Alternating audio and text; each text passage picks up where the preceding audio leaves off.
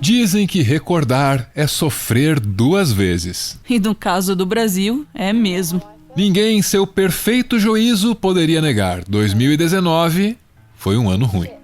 Um ano que começa com Jair Bolsonaro recebendo a faixa presidencial não pode ser, digamos, generoso. Em 2019, o brasileiro alternou momentos de ansiedade e ranger de dentes, com aquela calma narcótica que só o absoluto desespero proporciona a um ser humano. Janeiro nem tinha acabado quando o país foi chocado pelo rompimento de uma barragem de rejeitos de minério de ferro em Brumadinho, Minas Gerais. Foram 257 mortos, pelo menos 13 corpos ainda estão desaparecidos. Continuam soterrados pela lama tóxica quase um ano depois. Antes disso, o recém-empossado ministro da Justiça e Segurança Pública, Sérgio Moro, autorizou o envio da Força Nacional para o Ceará. De janeiro a fevereiro, o estado sofreu pelo menos 280 atentados de facções criminosas, isso em 50 municípios. Essas facções incendiaram ônibus, carros e atacaram prédios públicos e comerciais. Não conseguirão intimidar o Estado. Muito pelo contrário, essas ações serão respondidas com força à altura que for necessária. E as facções ainda voltariam à carga no estado em setembro.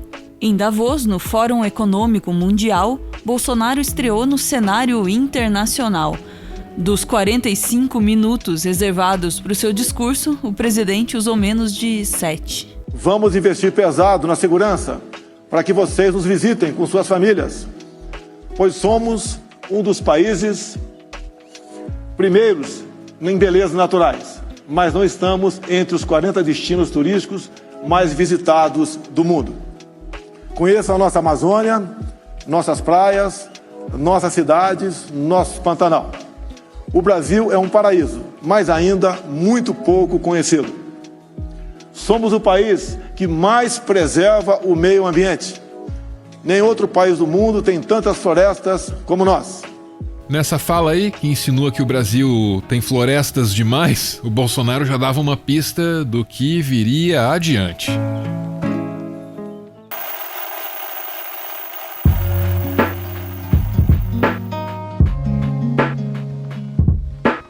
No dia 10 de agosto, animados por falas e atitudes do presidente, grileiros, garimpeiros, comerciantes e fazendeiros da região de Novo Progresso, no Pará, organizaram o Dia do Fogo, um dia para tocar fogo na floresta. Pouco antes, Jair Bolsonaro tinha inviabilizado ali o funcionamento de uma base de fiscalização do IBAMA. O Dia do Fogo virou tendência, e a fumaça dos incêndios que se espalharam pela Amazônia tomou os céus. Ela se juntou com a fumaça de outros incêndios florestais na Bolívia, no Paraguai, e ainda há uma frente fria para fazer a tarde do dia 19 de agosto virar noite em São Paulo. Não é isso não, rapaz. Eu tô querendo gravar um vídeo para registrar esse momento aqui. Diz que isso não é comum acontecer. 4 horas da tarde não é normal não. Pois é.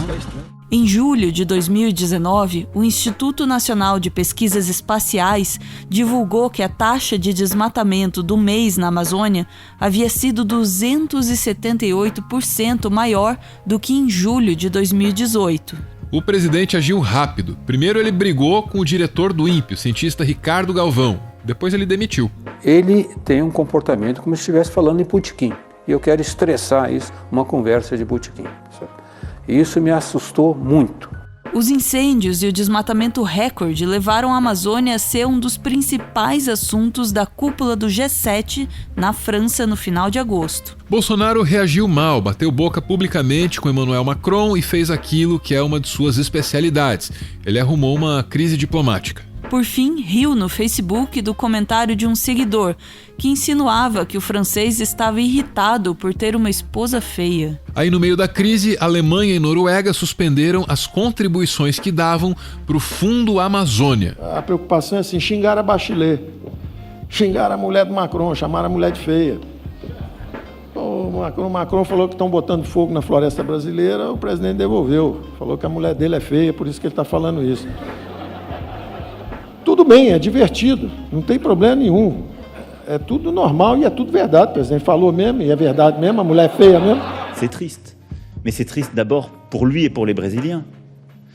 Et donc, moi, je pense que les femmes brésiliennes ont sans doute honte de lire ça de leur président. Je pense que les Brésiliens, qui sont un grand peuple, ont un peu honte de voir ces comportements et ils attendent, quand on est président, qu'on se comporte bien à l'égard des autres. Et comme j'ai beaucoup d'amitié et de respect pour le peuple brésilien, j'espère très rapidement qu'ils auront un président qui se comporte à la hauteur. Depois da floresta, foi a vez do litoral brasileiro sofrer com o descaso do Bolsonaro e do seu ministro do Meio Ambiente, Ricardo Salles. Em 2 de setembro, manchas de óleo começaram a aparecer na praia de Boa Viagem, em Recife, Pernambuco. O petróleo bruto continuou contaminando o litoral até alcançar as praias de todos os estados do Nordeste. O pior desastre ambiental da história da região, segundo o Ministério Público Federal. No fim de novembro, o óleo chegou ao Rio de Janeiro. O governo demorou 41 dias para acionar um plano nacional de contingência. E mesmo assim fez isso muito mal. Até hoje, o óleo recolhido das praias está indo para o lixo comum. E quando todo mundo estava preocupado com os riscos da contaminação, o secretário nacional de Agricultura e Pesca concluiu que o timing era bom para fazer uma piada. Pessoal, alguém tem algum vídeo, algum registro de cardumes suicidas se jogando para dentro da mancha de óleo? Não, né? Então é o seguinte, curte tua sexta-feira e para de mimimi, valeu? Um abraço. Em apenas 10 meses, a gestão de Bolsonaro liberou o uso de 382 novos agrotóxicos no país, um recorde histórico. E assim, o herbicida glifosato, conhecido como Roundup, deixou de ser considerado extremamente tóxico pela Anvisa. O Roundup não pode ser usado em países europeus. Nos Estados Unidos, existem 18 mil ações relacionando o uso do Roundup a doenças, inclusive câncer. Todas as amostras que foram retiradas e que o Ministério da Agricultura mandou para a Rússia provaram que nós tínhamos menos do que nós poderíamos chegar nos ppms lá do glifosato. Enfim, esse assunto está resolvido.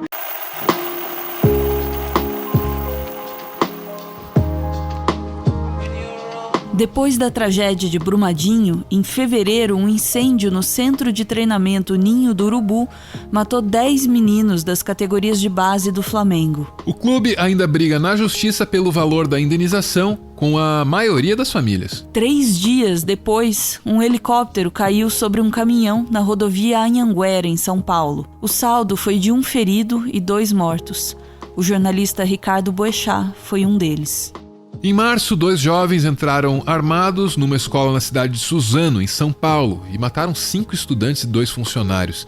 Eles feriram outros 11 antes de se suicidarem. Em agosto, um homem de 20 anos sequestrou um ônibus na ponte Rio-Niterói com uma arma de brinquedo e fez 37 reféns. O sequestrador acabou morto por um atirador de elite da Polícia Militar. O governador do Rio comemorou dando pulos. Você confirma a morte desse homem, governador?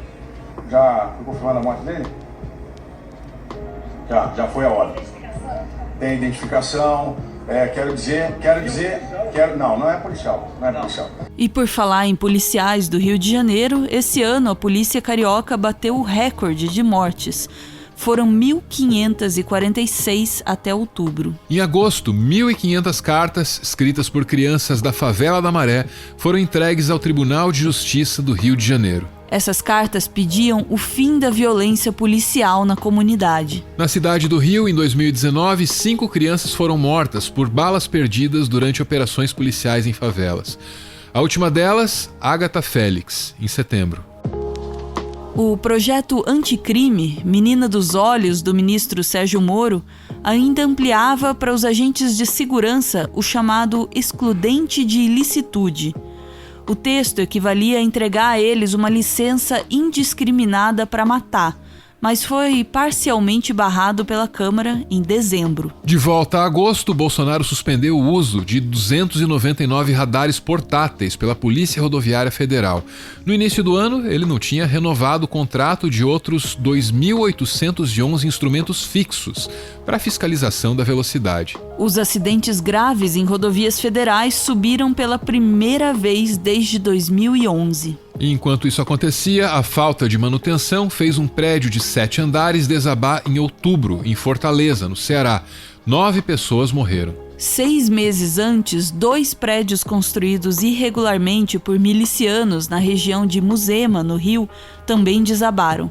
Foram 24 mortos. Na virada de novembro para dezembro, 9 jovens morreram pisoteados depois que o público de um baile funk foi encurralado pela polícia em Paraisópolis, São Paulo. 2019 parece ter sido o ano em que o país definitivamente perdeu o controle sobre a sua polícia.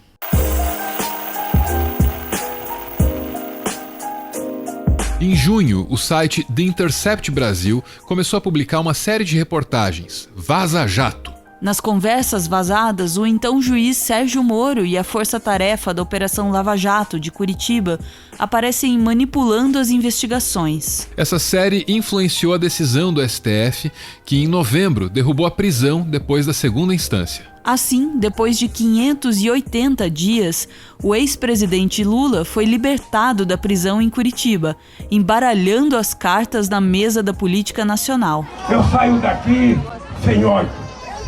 Aos 74 anos, o meu coração só tem espaço para amor, porque o amor vai vencer neste país. Não é o ódio que vai vencer. Mas eles têm que saber. Ele tem que saber que o nordestino, que nasceu em Garanhuns, que veio comer pão aos 7 anos de idade, que passou fome, que veio para São Paulo e não morreu de fome até os 7 anos de idade, não tem nada que lhe vença e não vai ser mentira.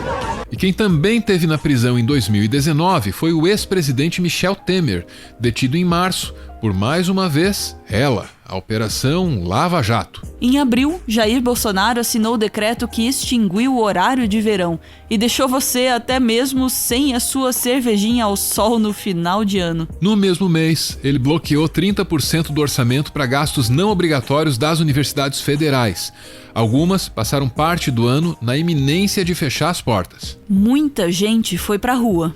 Em 2019, o desemprego no Brasil se manteve persistente. No trimestre terminado em setembro, os dados registravam uma taxa de 11,8%, ou 12 milhões e meio de pessoas, só 0,1% a menos que no mesmo período de 2018. E entre a população ocupada, 41% está na informalidade. Puxada pelo Brasil e pela Venezuela, a pobreza aumentou 0,7% na América Latina, repetindo a tendência que vem se consolidando desde 2015, cada vez mais pobres. Em novembro, o Congresso promulgou a reforma da Previdência.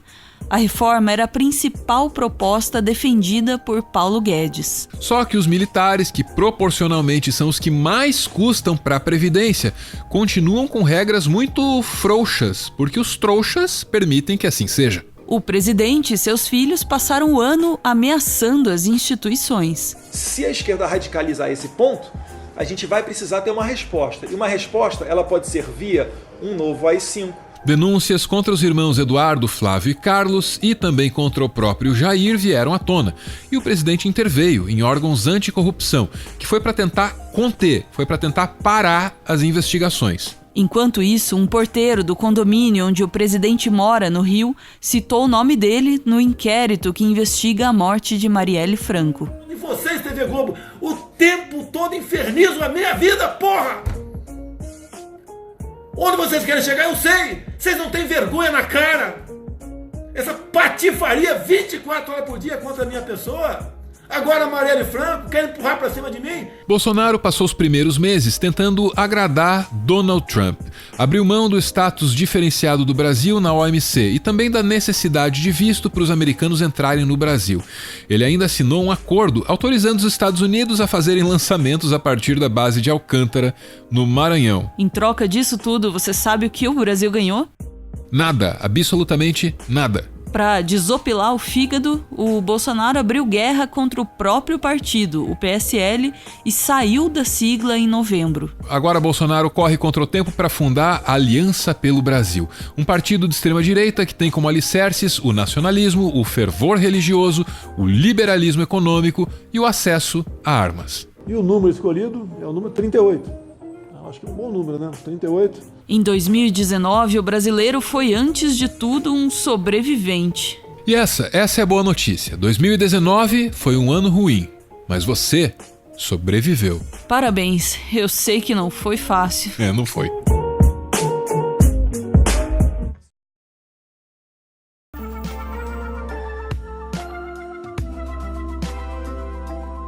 Dia desses, a gente lançou esse livro aqui, Tudo o que você precisou desaprender para virar um idiota. I understood that reference.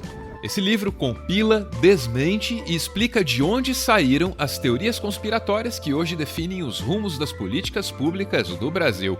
Uma breve olhada no índice pode te ajudar a compreender melhor do que se trata.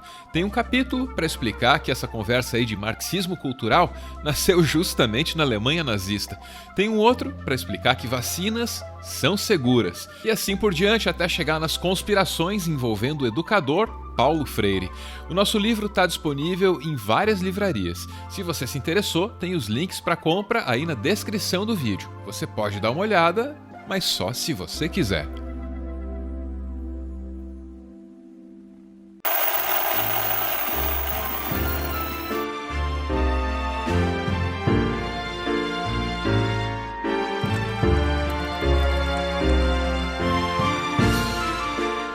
O vídeo que você acabou de ver teve roteiro do Sandoval Mateus e a edição ficou por conta do Danilo Boros. É o Meteoro se tornando aquele coletivo que ele nasceu para ser. Muito obrigado por ver esse vídeo até o final. O Meteoro é mantido graças a uma campanha de financiamento coletivo. Quem participa ouve um podcast exclusivo e aparece aqui no finalzinho para receber o nosso agradecimento. Hoje é a vez do Rafael, que aparece aí acompanhado do filho Nestor, para quem ele manda a seguinte mensagem: Meu filho, meu amor por você é imenso, muito mais do que eu imaginei algum dia ter. Te dei o nome de um guerreiro anarquista histórico, o Nestor Makhno, mas não imaginava a luta que você ajudaria a travar, me dando o alento para que eu não desistisse dessa vida quando me faltou esperança. Te juro que me esforço muito todos os dias para que você tenha força também para lutar por um mundo melhor, contra a intolerância, contra o machismo, contra o racismo e pela felicidade pura. Feliz aniversário, pelos seus 8 anos, agora no dia 28 de dezembro. Te amo muito, meu filho. Beijo, gente. Valeu!